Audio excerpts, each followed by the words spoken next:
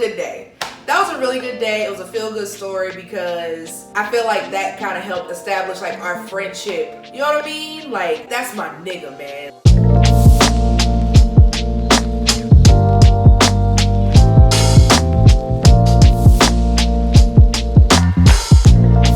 I'm excited to be back. No, you, me. I'm back, guys.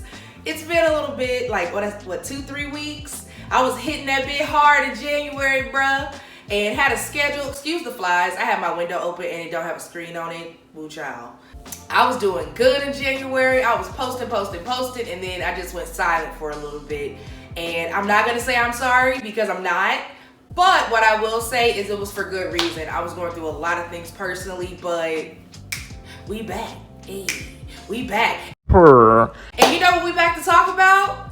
A little bit about where I've been, incorporated with a little bit of story time, okay? This is something I'm gonna really like start doing with y'all, is story times. I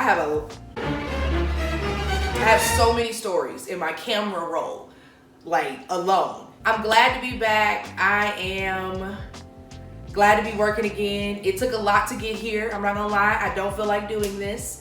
I am always honest with you guys about that, but I'm gonna do it and I'm gonna get it out and I'm gonna give y'all the best that I got. Let me tell y'all what happened. In addition to the personal stuff I was going through, my MacBook went like ballistic on me. My backlight, which is the light of course under the keys, goes out. My keys go out and my trackpad goes out. The way I do my YouTube and everything is I actually record on my iPhone 8 and I import it through like image capture into my MacBook, and that's where I do my editing. That's where I've always done my editing. For those people that use iMovie on their phones, salute to you, because I am addicted to my shortcuts on my MacBook. Control like Z, Control B, Control A, like, and it just does everything so fluidly. My MacBook ends up conking out on me. I was able to use a wireless like mouse with it, but it was just not as effective and it wasn't as efficient, and I really just needed it to be fixed. So what my plan was I was going to take it to Apple because I bought it from a refurbisher. My warranty through my refurbisher expired on March 8th. Look how God worked, right? My warranty was gonna expire, so I was like, how about I just take it to Apple? They'll give me a diagnostic for free, so when I send it off to the refurbished company to say, hey, I wanna use my warranty, they'll know exactly what they need to do, or they'll just replace it in full as a part of my warranty. So I take it to Apple on like a Tuesday. They told me, well, we're only gonna do a diagnostic on it. Come in on Wednesday if you want to pick it up. I said, okay, great. They said, are you sure you don't want us to fix it? I said, look, I want you to fix it, but only if you're going to like pay for it. I'm not paying for it because I'm under warranty. They were like, all right, cool, we'll let you know. We'll call you tomorrow. Nobody calls me Wednesday. Nobody calls me Thursday. So this whole time I'm blowing out my MacBook. Nobody calls me Friday. Saturday, I had my homegirl take me to Linux, which is where I dropped off my MacBook, and stood in line, had to do a temperature check and everything. Child, Linux was doing a lot. I get in line and they're like, what's your name? Everybody's like talking on like walkie-talkies, pretty much on iPhones that they've converted into like walkie-talkies, or they have an app or something, I don't know. And they're like, oh, we don't have you down. We weren't expecting you. And I'm like, I just need to talk to somebody about my MacBook because it's been like 4 days and everybody said nothing. A guy comes out and he's like, hi, HB.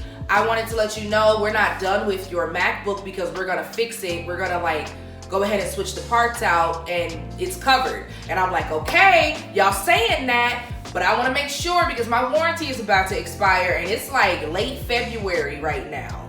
So tell me what's up. They're like, it's okay, we're gonna have it covered. It's in the notes. I put it in there. My supervisor put it in there. We're waiting on a part. How long for the part? 2 to 3 weeks. So that means I'm 2 to 3 weeks without my MacBook, which I depend on to edit. I could learn on my phone, but I'm gonna be honest with you, the timing curve that it would have taken to do that, on top of the fact that I'm also running a business, I just did not have it. And then on top of that, my personal life, I just didn't have it. I'm gonna be honest, I'm not a superwoman. Like, I'm not your like, I'm really not your superwoman. I couldn't do it. Pause. I forgot to mention, I did call Apple prior to going up there. I don't have a car right now. Okay, so I don't really do like the train or anything like that in Atlanta just because I'm not from here and I've never really done it. So I'm kind of nervous about that experience. And I don't want to get off on the wrong place or take the wrong train. I'm too anxious. To make sure that I wasn't wasting my money, prior to me calling my homegirl and going up there, y'all, that's the funny thing, I called AppleCare. I called them and I was like, yo, what's going on? It's been 4 days. They were like, oh, you can go pick up your MacBook. The diagnostic is complete. I'm like, all right, cool, great. When I got up there, they turned me away.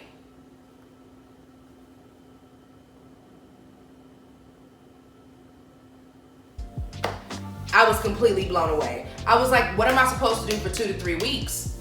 I gotta learn how to use my iPhone now.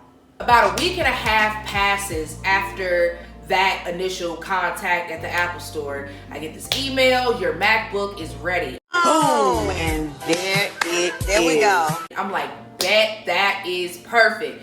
Now I gotta figure out how I'm going to get back to the Apple Store.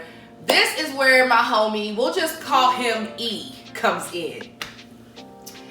E and I that's my homie. We have a, let's just say a fundamental business relationship. And it's interesting because you find friends in the most like unexpected places. Like it starts off as like, you know, there's a business transaction going on and then it leads into like, no, that's my nigga for real. Like he run me to the grocery store, he'll take me to the gas station, and then you develop a friendship where it's like talking about like, you know, not in detail relationship issues, but just like, man, what do you think about this? Or how you feel about this on Facebook or Twitter or whatever. That's the homie, and he old. So it's like, it's dope to be in Atlanta and have people that's like genuinely just looking out for you. It's really dope. One day we linked up and he was telling me like, hey, if you need anything, let me know.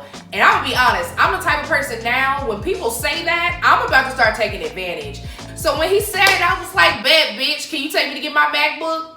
And he was like, well, you wanna go? And I was like, let's go Wednesday. He was like, bet, let's go. Y'all, this is the wildest trip to like anywhere I think I've taken, just in context of like how ironic it was. We get to the Apple Store, I get in at Linux, I get in line, I get my MacBook, get every little something else I needed or whatever from my MacBook, and she's like, okay, your total is like $839.42, and I was like, They told me it was free. and she was like, you're right, it's free, you can just pay for your other items, and I was like, Thank you. and that was that. Got my MacBook. Now I'm in Linux trying to figure out where he at. I text him, I'm in Nike. He was like, okay, cool. I'm walking around Nike. Next thing you know, he hits me and he's like, hey, I'm at the car. Why would you not just say, hey, I'm at the car, or I'm headed to the car? Whatever. We're driving down the road and my homie realizes that he's lost his cell phone. We pull over in like, what is it, Buckhead? Yeah, Buckhead, which is like really affluent and really rich. And we were in like a let's just say a stereotypical black person car. And I was just nervous. Like I felt like, okay, all right. Like, do you know where we at with this thick ass tint on your windows? Okay. Pull over, call his phone or whatever, and it rings. We hear it ringing, we hear it buzzing, everything's cool. We're driving down the highway. He's calling the phone and calling the phone and calling the phone, trying to figure out where this phone is at, and it's not ringing anymore. Now he's getting concerned. We get near my house, we pull over to a gas station. Y'all, we were at this gas station for an hour looking for this cell phone. We were at the gas station for an hour to the point I was trying to get some chicken strips from the little crispy chicken place. And I really could have got them. I was trying to be considerate and I didn't order none because she was like, it's gonna be 10 minutes on chicken. I could have ate that meal 3 times as long as we was there, because we were really like, we pulled the car low-key apart, took stuff out, moved the seats, checking the dashboard and the armrest. We were checking everywhere for this phone. It's not ringing no more, even though when we pulled over previously, it was just ringing. So it was really weird. We thought maybe the phone had died, but it wasn't going straight to voicemail. We're sitting outside of the gas station and I'm like, boom, I got an idea. I got my MacBook. How about we go back to my place, I got Wi-Fi, and we will use Find My iPhone to find your iPhone. I didn't really know how to use it on my phone, and I wasn't trying to find out because when I logged into it on my phone, it brought up my information, and I don't remember how I logged in. So I was like, we're gonna use my MacBook. Got back to my house, we get on Find My iPhone, right? It found his iPhone. His iPhone was off of the highway. Off of the highway. We had passed where this place was, but we had no clue how his phone ended up on the side of the highway, right? We found his iPhone using my MacBook that he had just went and like took me to go get. And I paid him like 40 bucks in gas money. Remember that part. The Lyft was way more expensive. Way more. He had another device that he could use, so I sent him screenshots of the location according to Find My iPhone, and then I also sent him like the address of the nearest place to where it was at. He was really upset because iPhones are expensive, and I get it. Like losing an iPhone, especially when you got stuff you need in there, like that's a big deal. I really did understand he was frustrated. He hits me probably about 5 minutes after he left, and he was like, you know what, it's cool, man. I ain't even tripping off of it. Wherever that iPhone is, that's where it need to be, blah, blah, blah, blah. Just trying to be positive about it, but I could tell, like, he was for real hurt. Like, I lost my iPhone, and it was like a 12, I think. I'm like, you know what, I'm really sorry you lost your phone. I kind of feel responsible, but, you know, hopefully you find it. He was like, I'm not about to go look for it. It is what it is, blah, blah, blah, blah, blah. Probably about 30 minutes after that, he calls me. He's like, HB. And I'm like, what's up? He's like, I found my fucking iPhone. I'm like, oh shit, where was it? He was like, exactly where you showed me it was on the map.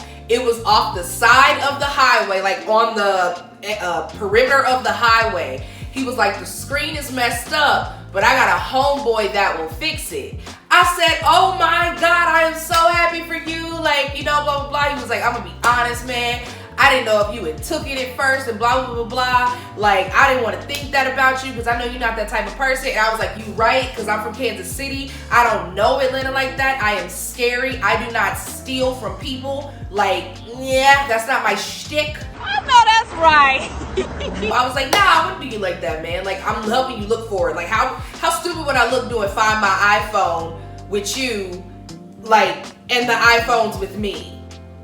You know what I mean? Like, last located in my apartment. Thankfully, he found his iPhone. I ended up asking him how much your boy gonna charge you. He said $50. So that means he only had to pay $10 more than the $40 I gave him in the first place to take me to Lenox. What ended up happening, when he went out to the car, he was doing something like eating or something like that and got distracted and left his phone like on the windshield.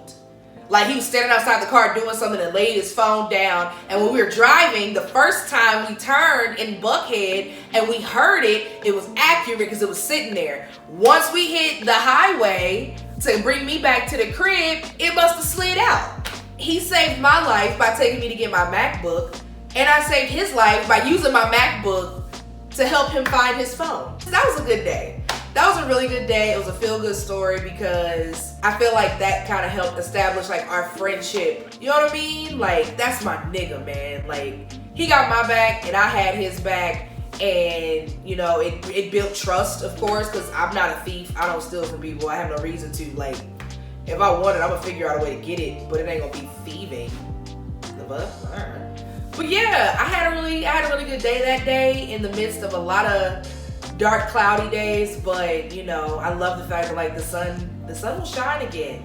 You know, the sun will shine again. And when you're in those dark, cloudy days, just remember the sun will shine again. Like, it has to come back out.